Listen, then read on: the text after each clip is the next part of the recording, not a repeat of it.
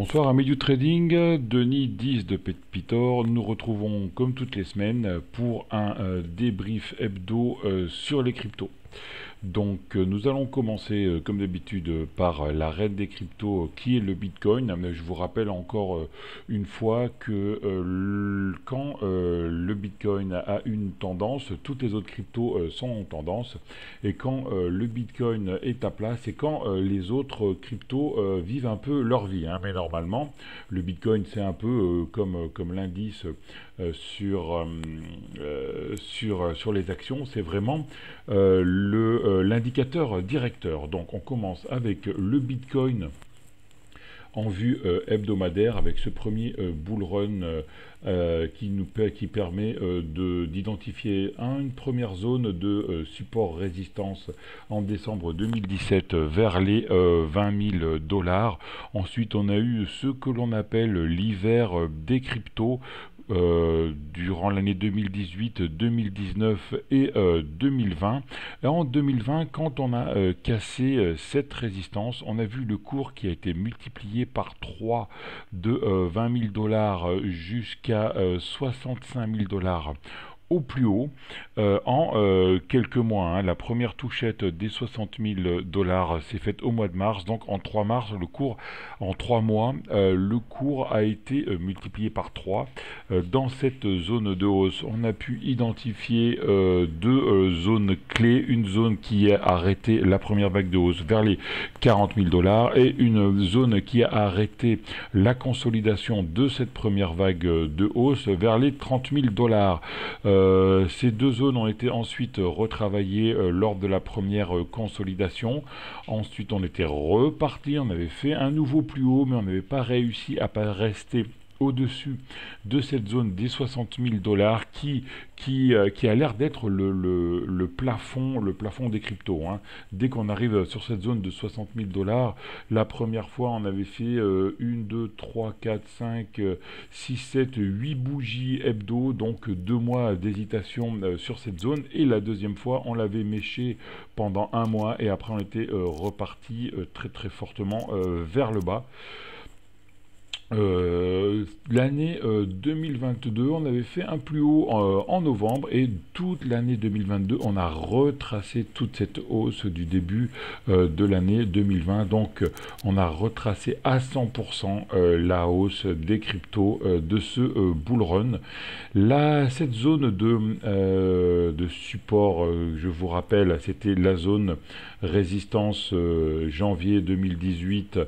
A joué parfaitement son rôle sur le Bitcoin. On est venu se poser sur cette zone après l'avoir méché, parce qu'on avait beaucoup d'inertie sur cette grosse bougie rouge d'attaque baissière. On est venu pendant un mois et demi travailler cette zone. On la travaille encore, même si actuellement on est presque à 24 000 dollars. Cette zone à 19 800 dollars était assez importante. C'est ce que je vous disais aussi il y a plusieurs semaines. C'était peut-être une zone intéressante à acheter. Si on achetait ici vers les 19 000 dollars en mettant un stop à 17 000, ça faisait un stop à 10%, mais le ratio gain-risque était énorme parce que si on repartait à 60 000, on était à 300% contre 10, donc c'est vraiment un risque à prendre.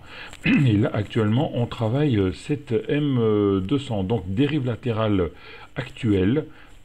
Actuellement, bandes de Bollinger qui deviennent en phase 2, les deux bandes de Bollinger qui deviennent parallèles, la M7 qui petit à petit va s'aplatir et la M20 qui petit à petit va s'aplatir aussi. Donc à suivre le temps où l'on va travailler cette zone des 20-25 000 dollars, on va dire une grosse zone. Regardons maintenant en daily ce qui se passe. Pareil, on avait trouvé un plus bas à 18 000 dollars et depuis on fait timidement des hauts de plus en plus hauts et des bas de plus en plus hauts, donc un timide timide renversement de tendance avec une borne supérieure et une borne inférieure. On voit que on essaye d'attaquer cette borne supérieure, mais on ne fait que de la mécher, hein. Donc les mèches, la première fois qui nous a permis de délimiter ce canal haussier, on a méché 2 fois, et cette semaine on a méché 2 fois également, bande de Bollinger presque horizontale.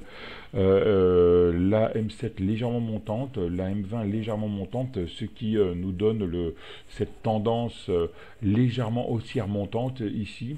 On va voir quand est-ce qu'on aura potentiellement consolider cette dernière vague de baisse, et on voit qu'on est en train de travailler les 38,2% à 23 000 $, et à 25 000 $, on a les 50% de retracement de Fibonacci.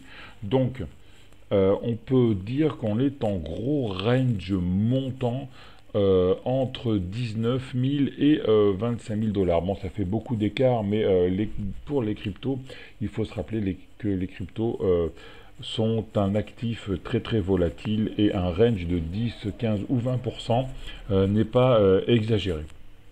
Passons maintenant à l'Ethereum. L'Ethereum qui est nettement plus intéressant que le Bitcoin, parce qu'il a la même configuration au départ, avec ce premier attaque haussière en janvier 2018, ensuite la cassure de cette résistance pour voir un cours également multiplié par 3, mais surtout retracement à plus de 100%. On a méché très fortement ce support de 1400 $, et là on est en train de le reprendre. Mais comme on l'a méché, on est en train de le reprendre de manière plus intéressante. On a touché un plus bas à 800 $. On a méché de plus de 40% ce support, hein. Donc on avait vraiment traversé, et ça fait un peu comme un élastique, hein. L'élastique s'est tendu à la baisse, et là on repart plus fort que le Bitcoin, parce qu'on voit que on est nettement au-dessus de ces 1400 $. La M7 devient presque horizontale, presque montante. Elle était horizontale la semaine dernière et presque depuis 2 semaines, et la M20 va bientôt devenir horizontale. Les bandes de Bollinger, la bande de Bollinger inférieure donne un premier avertissement comme un possible arrêt de baisse, et la bande de Bollinger inférieure est en train de devenir horizontale également. Donc si elle devient horizontale, ce sera vraiment une confirmation de cette fin de tendance baissière. En daily maintenant, on voit donc la phase de construction de fin de baisse ici, qui a duré de mi-juin jusqu'à mi-juillet, donc un mois de construction, une grosse attaque haussière. Et là maintenant on est dans un range qui se situe entre 1430 €, qui était, je vous rappelle, la zone de résistance du premier bull run de 2017, et une zone qu'on a travaillée en mai 2022, ainsi que plusieurs fois en mai 2021, puis juin 2021, puis juillet 2021. Zone à 1700 $. Donc on va probablement partir sur un range 1400-1700 $, et c'est vraiment la cassure de ces 1700 $ qui donneront un gros signal haussier, où on pourra aller ensuite rechercher les 2200 $ de la M200 daily. Bande de Bollinger, on a une petite hésitation ici. On a été en range pendant une dizaine de séances. On est venu rechercher la M20 ici, grosse bougie de retournement ici, un doji marteau sans mèche supérieure. Donc c'est à dire que dans la journée, les vendeurs ont pris la main, et les acheteurs ont réussi en fin de journée à ramener les cours sur les prix d'achat, et le lendemain, avec cette grande bougie verte de confirmation, on a confirmé que les acheteurs ont bien pris la main. Voilà, donc range à attendre entre 1400 et 1700 $. On va passer rapidement maintenant sur quelques autres cryptos, parce qu'elles sont un peu toutes pareilles, hein. Elles sont toutes en train de finir la construction de cette grosse zone de baisse ici.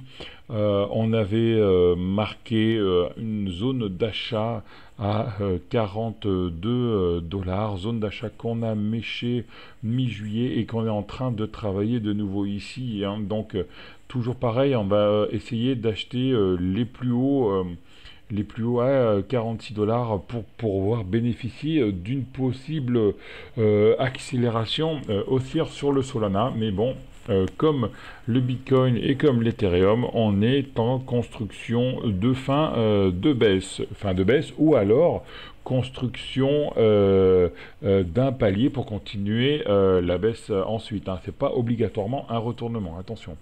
L'atome maintenant, l'atome lui est un peu plus haussier que le Solana, et le petit canal haussier qu'on avait dessiné il y a 2 semaines est toujours valable.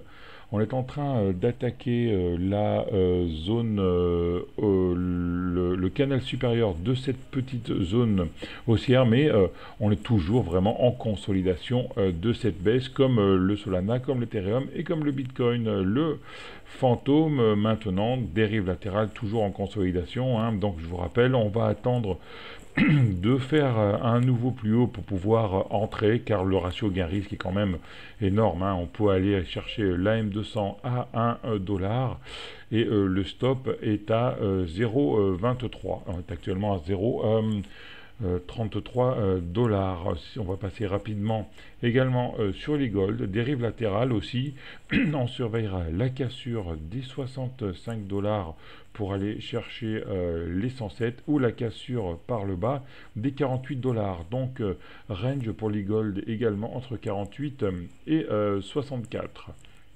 On va passer la VAX également, pareil, une grosse dérive latérale de consolidation ou de digestion de cette baisse, ou d'accumulation de cette baisse, avant de partir sur une nouvelle vague haussière, ou alors sur une vague baissière. On est vraiment neutre cet été sur les cryptos, sauf pour le Bitcoin et l'Ethereum qui ont l'air de se retourner. Voilà, amis de YouTrading, c'était Denis 10 de Pépitor.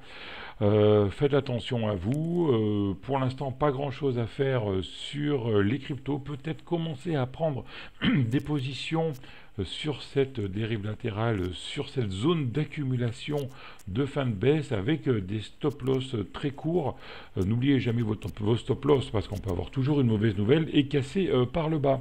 Voilà, amis du trading, merci pour avoir suivi cette émission. Comme d'habitude, si vous avez aimé, laissez un pouce bleu, abonnez-vous à la chaîne, faites sonner la cloche et laissez des commentaires. À la semaine prochaine. Ciao à tous.